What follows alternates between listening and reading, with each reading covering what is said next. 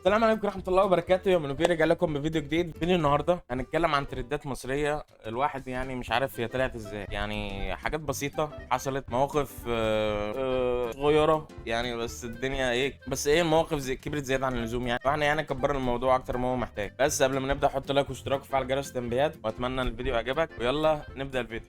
طبعا من اولهم طبعا يعني هل يخفى القمر البنت بتاعت الشيبس، تمام؟ هو ده الفيديو الاصلي. هي راح تاخد شيبس فشافت واحد محتاج اللي هو مش اسمه تقريبا عم السيد ولا حاجه، فرجعت الشيبسي بكل لطافه يعني، وكل عادي، اديت له 5 جنيه ومش بس، ولا اي حاجه حصلت والدنيا كانت تمام. دي يعني ما الطفله بريئه يعني، ما هنا رجعت للراجل والراجل قال لها خد الشيبسي يا بنتي وكذا كذا، فهي قالت له لا وشكرا ومش عارف ايه. بس المفروض ايه يعني، المفروض ان القصه تاخد فلوس على كده، خلاص يعني اديتك الفلوس وصدقت بيها وصباح الفل والحمد لله تمام. يجي بقى الناس يحلبوا الموضوع. عندك قصر الكباب 500,000 شيبسي قدامها واكل ما شاء الله ومش عارف ايه، اكيد عيلتها معاها يعني مش هتاكل اكل هذا عادي يعني، بيكرموها يعني ومش عارف ايه وكده تمام. ده اول حاجه. تاني حاجه، تامر حسني شافها يعني واتكلم معاها وصور معاها، ف يعني انا قصدي اللي هو هي يعني عملت حاجه بالطبيعه الفطريه، فاهمين الموضوع؟ مش عارف بقلب ترند ليه يعني، حاجه بقت غريبه. اليوم السابع استضافوها اهي زي ما بتقول اهي، عم باجي استضافها برضه. تحس ان الموضوع يعني مش عايز ادخل في نية حد، بس تحس يعني ان معظم المطاعم خدوا الفرصه ان البنت دي طلعت ترند، اللي هم يشتهروا ويطلعوا نفسهم ترند عشان ترندهم بقى ميت، فاهم؟ طبعا اكيد ماشي بهيج عندك، اكيد يعني اللي هيدخل في الموضوع اكيد بلبن. فحاسس ان هم يعني مش عارف يعني، انت لو كنت عاوز تكرمها وكنت عاوز تعمل حاجه ممكن ما تصورش يعني، عادي انت تتكلم معاها مثلا وبتاع وتصور فيديو قصير، مش لازم كل الناس اللي وراها دي وبيسلموا اكنهم في اجتماع. مش عارف ايه، فالموضوع غريب. انا اشوفه تمام، شوف بقى بيسلم عليها ازاي، تحس كانهم في اجتماع والله. هو ازاي حضرتك عامله ايه مش عارف، مش فاهم انا يعني. ما كانش كيس شيبسي يا جماعه. طبعا برضو هاني فود او بتاع برضو شريمب زون اضافوها برضو وعملوا كذا كذا، نفس برضو قصر الكبابجي ونفس بلبن، اكيد برضو عشان ترند. بس يعني ظل اقول برضو ان الموضوع بعد عن الضحك شويه، الموضوع عادي بالفطره وبتاع، وهي بنت ما شاء الله عليها وفلوس وكذا كذا. بس كتير قوي الموضوع اللي هو يعني يوم السابع وتامر حسني وشيرين بزون وقصر الكبابجي وبلبن وكل المطاعم ومش عارف ايه. تحس الموضوع يعني مش هتحول من اللي هو يعني كتكريم وبتاع لرياء، مش فاهم انا ايه ده الصراحه. كان في خبر برضه ثواني كده، اهو الخبر ده عاوزين يعملوا 5 جنيه على صوره هايدي، يعني اللي هو تحس ليه ده رفعت بس مستوى ال 5 جنيه، ما رفعتش حاجه ثانيه. اللي كتب التعليق ده مجنون والله. تاني حاجه وهو انا بشحت بالجيتار.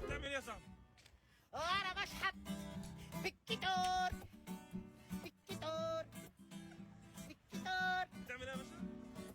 انا بشحت. هي اغنيه حلوه يعني، ما اكذبش يعني، اغنيه حلوه، بس برضو اللي حصل برضو يعني 500 واحد طلع سي بي سي. اسمعوا كده.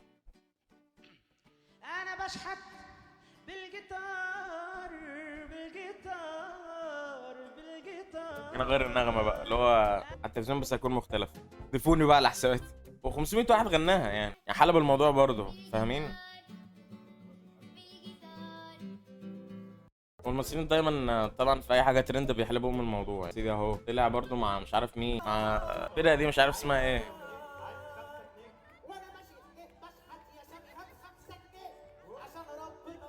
يعني، ما مش عارف الموضوع مش فاهم، حاجه بقت غريبه والله في الدنيا دي.